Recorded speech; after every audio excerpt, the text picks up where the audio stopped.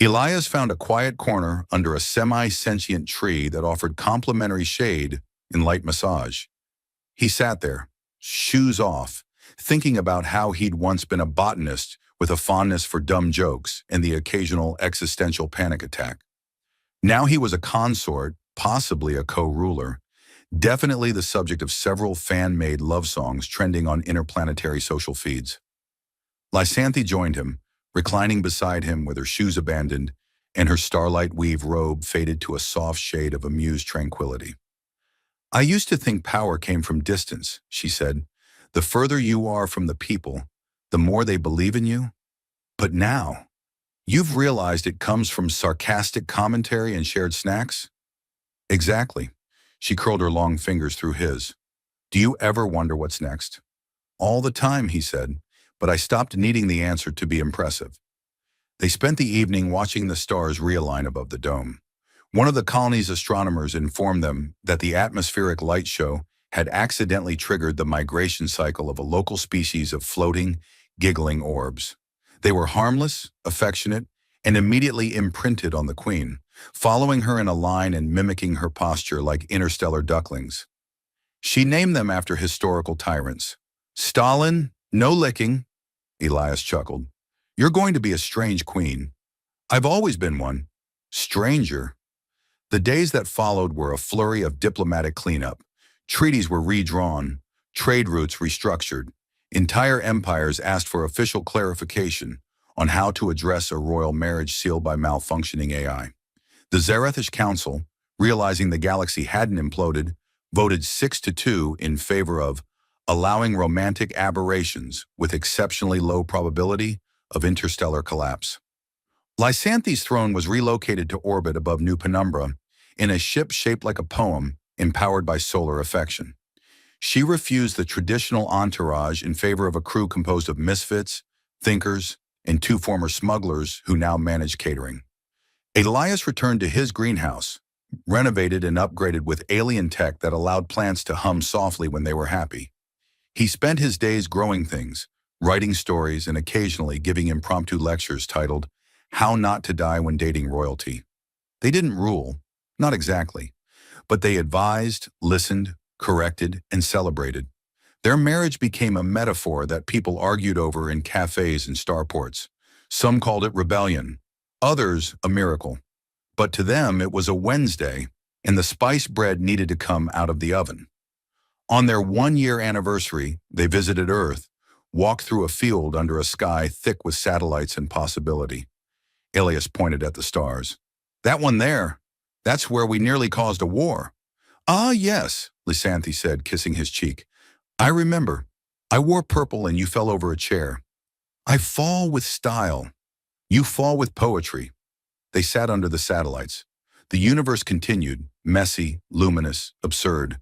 Empires would rise, fall, and occasionally dance. But somewhere between all that chaos, there was a queen who chose a human who chose a risk, and a love that disturbed the stars just enough to make room for more. You broadcast unauthorized philosophical horticulture to 6 star systems. That one was an accident, but in fairness, the shrub had good instincts. She stared at him. He stared back. The air pulsed faintly between them, awkwardly as if unsure whether to be reverent or terrified. "Proceed," she said at last. "Cool. This way." He turned and led her toward the colony center, walking backwards while gesturing. "Try not to step on the glowing tiles. They're part of an art installation/pothole repair initiative." Mixed results. The visit was meant to be brief, a gesture. But Lysanthi did not leave after the standard 90 minutes, nor after the first diplomatic luncheon, during which Elias accidentally sat in the High Regent's chair and then justified it by claiming to be a fan of symmetry. He was, by any measure, a poor diplomat. He made jokes during briefings. He renamed files to things like Space Nonsense 1 and Galactic Shenanigans Vive 2 Final. He wore mismatched socks with tiny printed stars on them, and he told her, quietly over shared tea beside the colony's underwhelming artificial lake, that he had once tried to write a novel about a boy who befriended a sentient comet, but gave up because the comet had better dialogue than the boy. Lysanthi had laughed, not smiled. Laughed. The sound caused her entourage to suffer minor cardiac distress. One aide fainted. The AI monitoring her vital signs began pinging the emergency channel. She laughed again when Elias, upon encountering her royal scribe, asked if he was a plot device with eyebrows. She laughed when he compared high council debates to a sloth fight choreographed by anxiety, and she laughed when he said her empire's emblem looked like a sad starfish.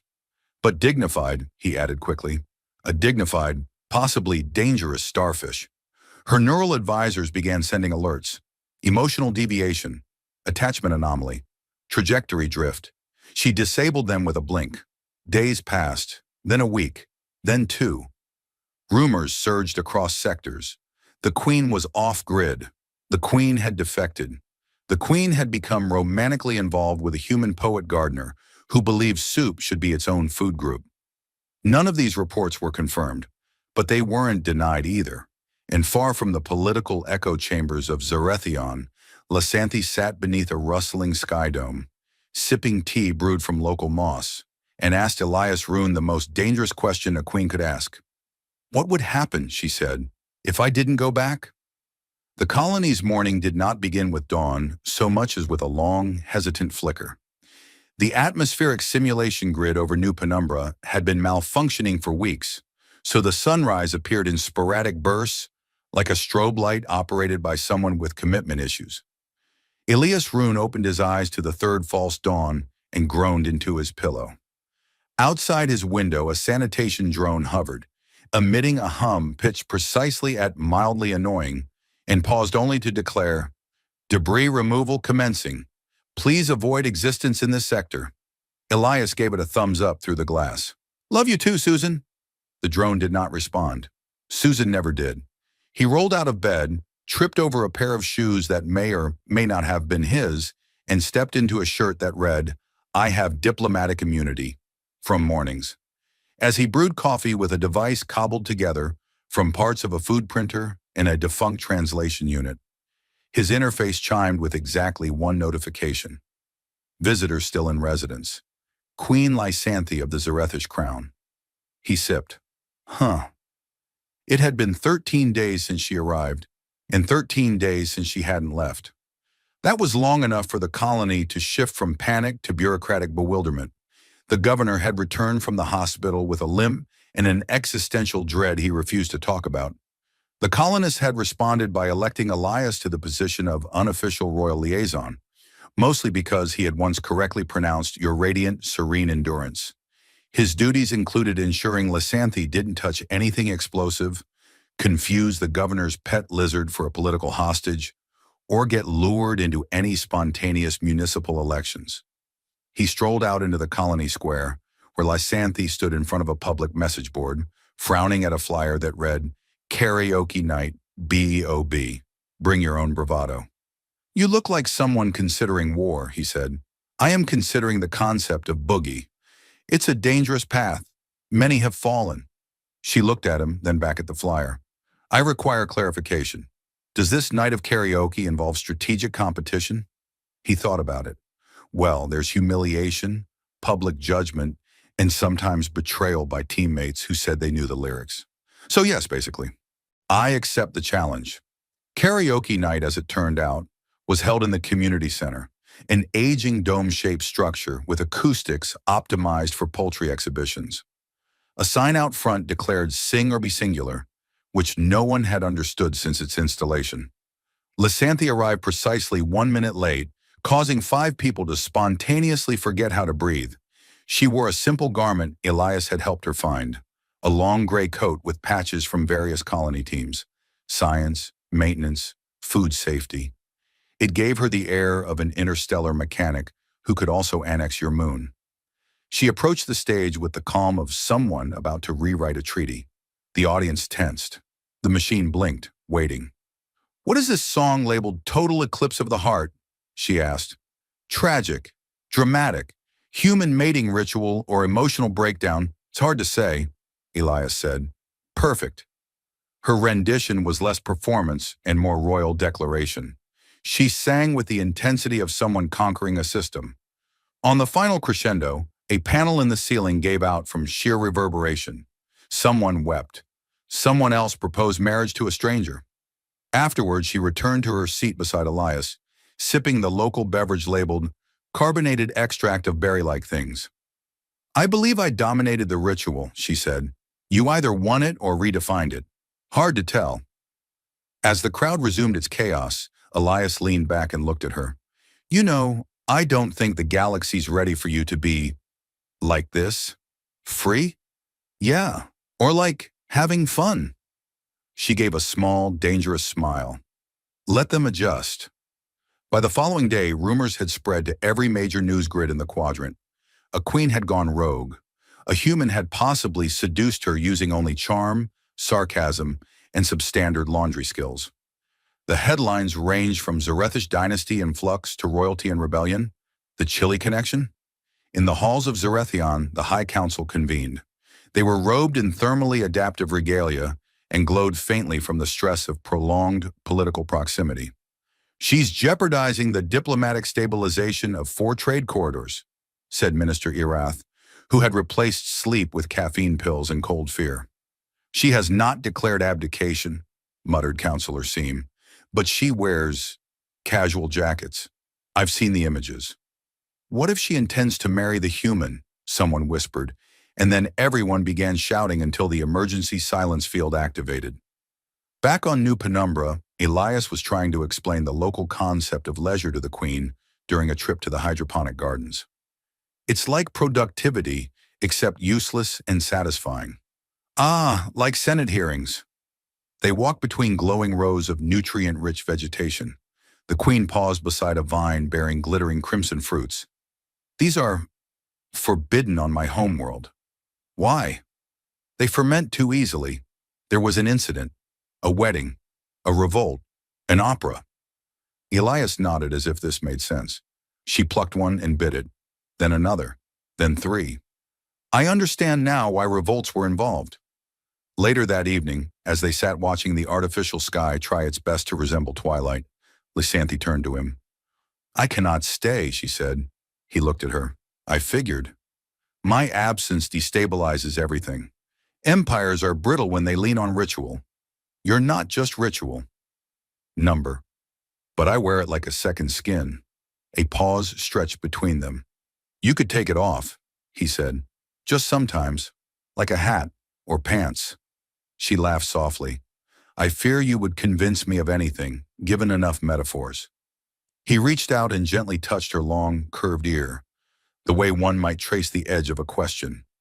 You ever think maybe the galaxy needs a little destabilizing? She didn't answer, but her hand found his, and in the moment between pulse and breath, a plan began to take shape. Delicate, treasonous, and utterly sincere.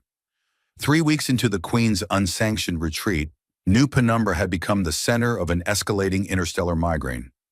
The Zarethish fleet, silent, immense, and shaped like a choir of judgmental knives, hovered just outside the colony's orbit, broadcasting a polite but ominous looped message. Her radiance is expected to return.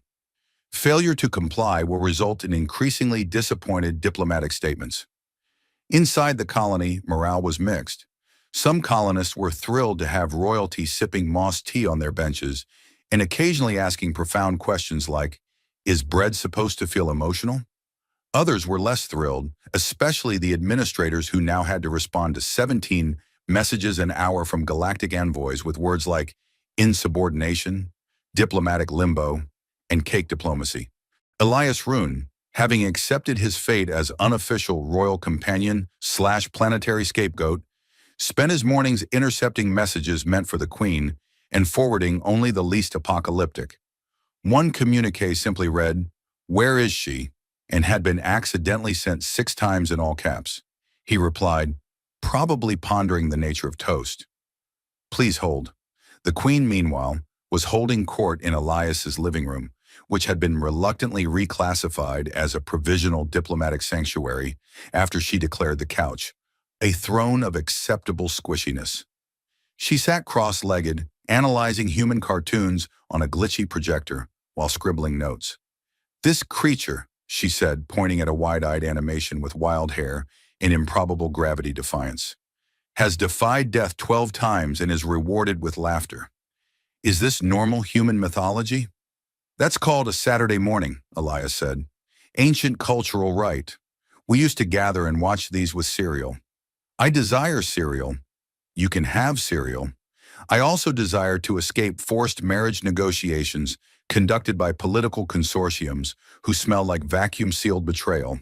He poured her a bowl of puffed corn bits shaped like stars. You can have that too, one spoonful at a time. Outside, the tension thickened. A Zarethish ambassador, spherical, translucent, and slightly agitated, materialized in the colony's plaza, accompanied by a holographic document that screamed, "Negotiation initiated in 14 dialects." Governor Lorb, who had only recently recovered from the staircase incident, stared at the ambassador with the hollow eyes of a man who once mistook a royal footbath for a buffet. "We're not authorized for this level of diplomacy," he said, nudging Elias forward. "You, do your thing." "My thing? You talk to her. You're weirdly effective." Elias sighed, straightened his galaxy's okayest diplomat badge, and stepped toward the ambassador, who immediately scanned him and blinked disapprovingly. "You are the consort? Strong word.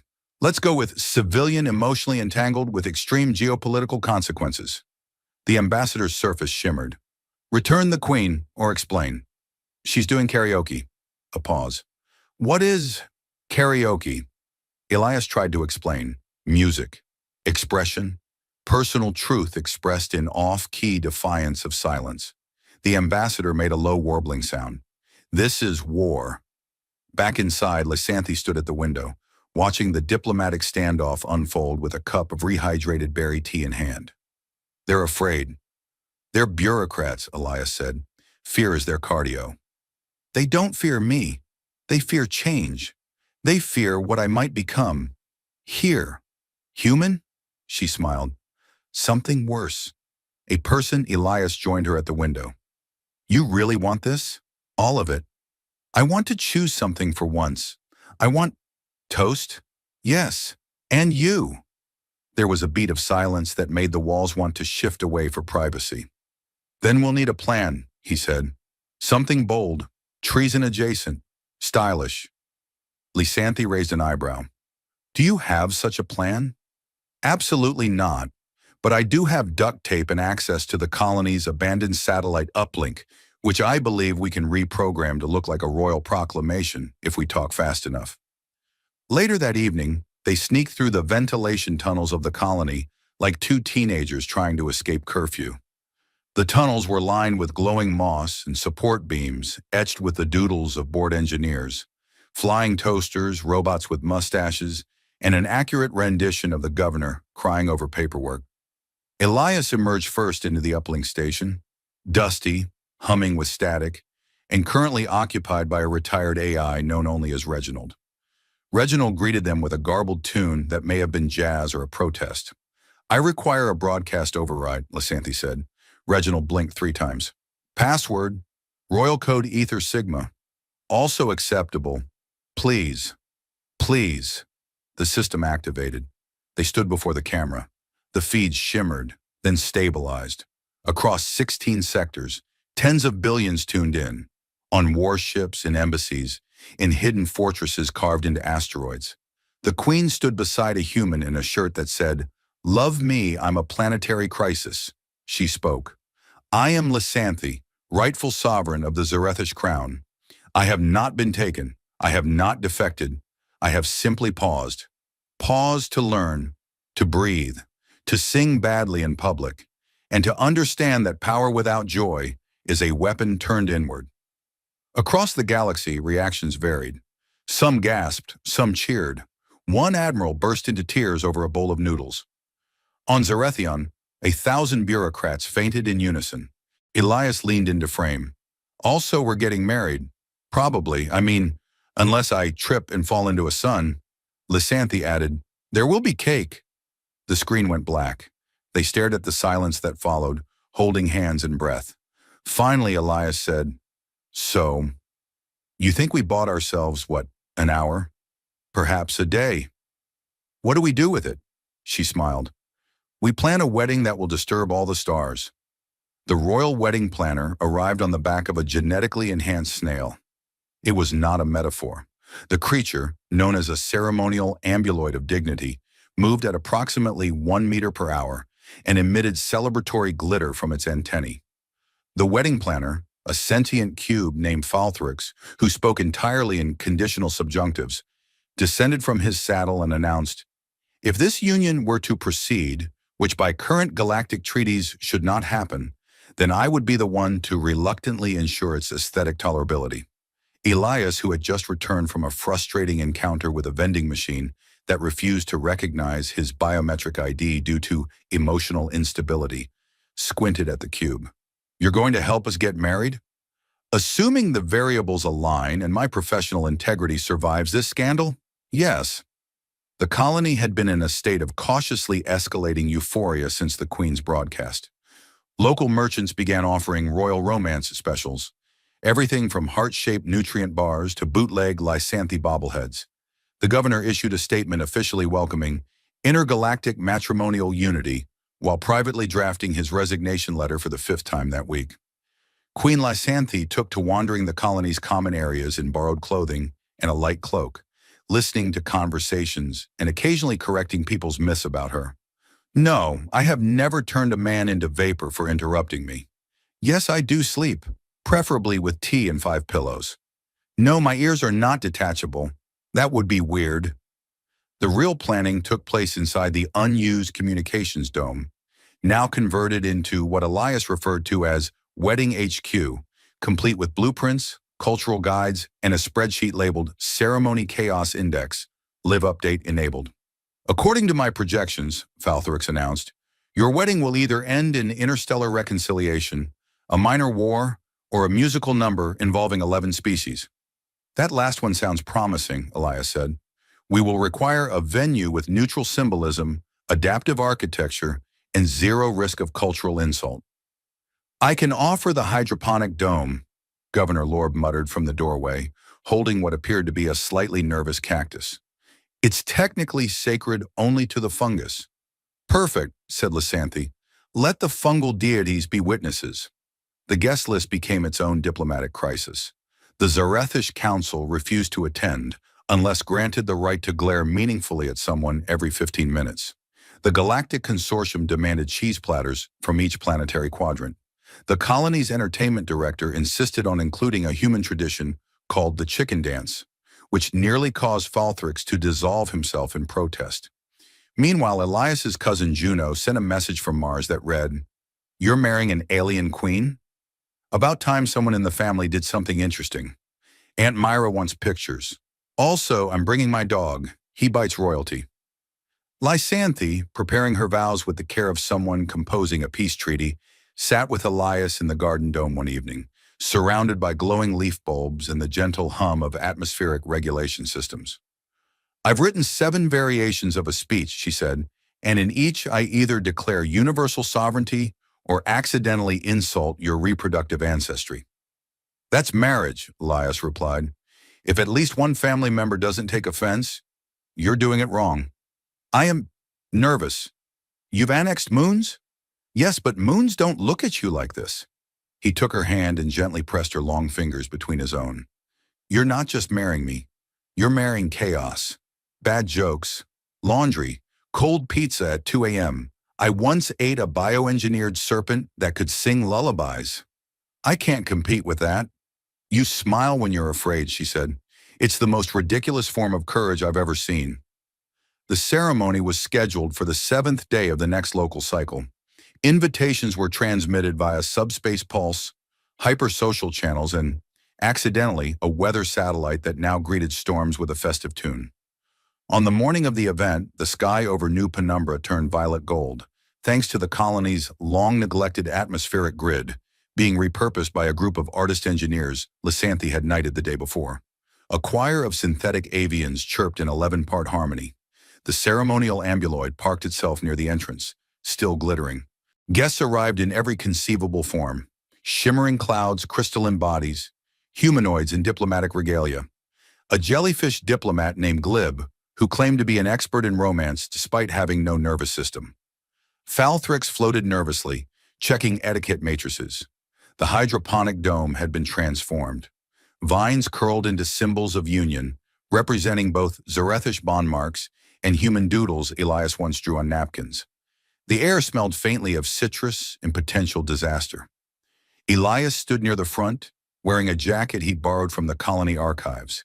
It once belonged to a mining foreman, but with a few adjustments and a cape, everything improved with a cape, it passed for ceremonial. He tried not to sweat too obviously. Lysanthi entered through a veil of refracted light, wearing a robe made from starlight weave, a material that adjusted its color based on mood, which currently shimmered with hopeful turbulence.